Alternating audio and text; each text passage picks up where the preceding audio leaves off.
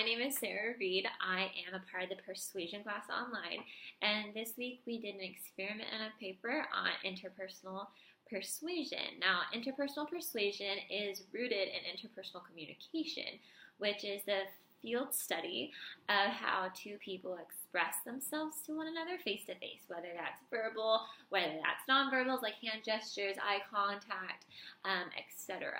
Those mediums are what make up communication. Therefore, persuasive interpersonal communication is using those mediums in order to sway and change someone's emotions, thoughts, actions. And the paper was rooted in an experiment we were supposed to perform in regard to one of our own interpersonal relationships. I have a friend named Jenny that I performed a series of experiments on using 4 basic variables of interpersonal communication. I will go into explaining what those are. The first is verbal. Verbal is honestly anything that you use words with that is very prevalent in interpersonal friendship because it is the means by which you really open up to one another and can build a loyalty and a trust. It's best to use in a very positive way when you are being similar in the ways that you think, in the ways that you feel. When you are honest about yourself, that's honestly going to be one of the biggest ways that you can build trust and also persuade another person, because they feel like since you have opened up to them, they have a part of you and therefore you could be trustworthy. And the second variable that I used was nonverbal. I think nonverbal has been proven, and I can see it in my own life and friendships, that nonverbal is one of the most important parts of any relationship, any social encounter.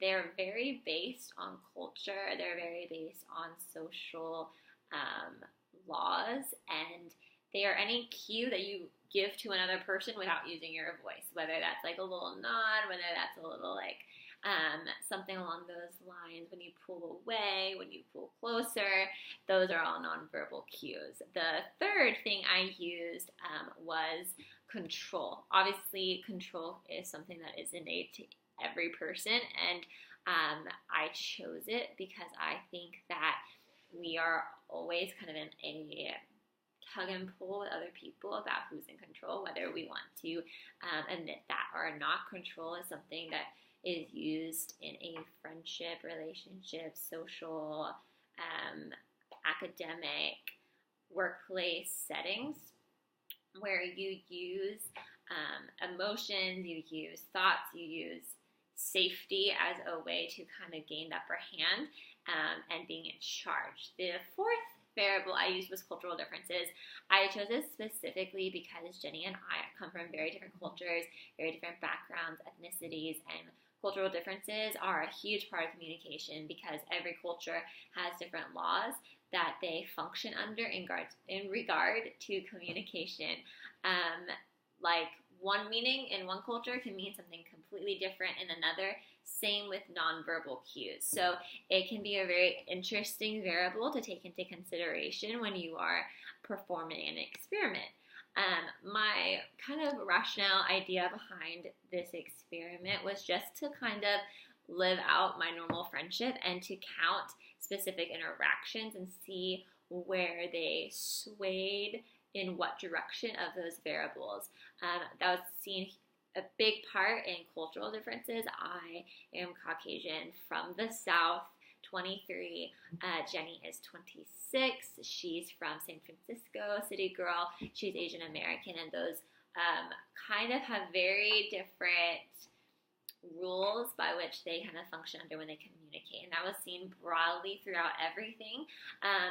I saw a lot of nonverbal cues in myself and a lot of just verbal cues in her, which she is a very blunt, upfront person, and I'm a little bit more ambiguous as an individual. So those were seen very clearly. The limitations that I saw a lot in my experiment had to do with the duration of time. I think that when you spend a lot of time with someone, you really have a bit bigger picture of who they are, who you are in that friendship, and I would have liked to have more time to kind of take that in. The overall consensus I had was that these variables really do play a part in the three basic needs that William Schultz has argued every person has. So that's inclusion, affection, and control. Those are specific the needs that we all have that are used a lot in interpersonal persuasion, because those are the needs that we have that are put into question by different variables, whether that's verbal, nonverbal, cultural differences, or control. I hope you enjoyed the paper, and I hope that you have a better understanding of your own interpersonal friendships. Have a great day. Bye.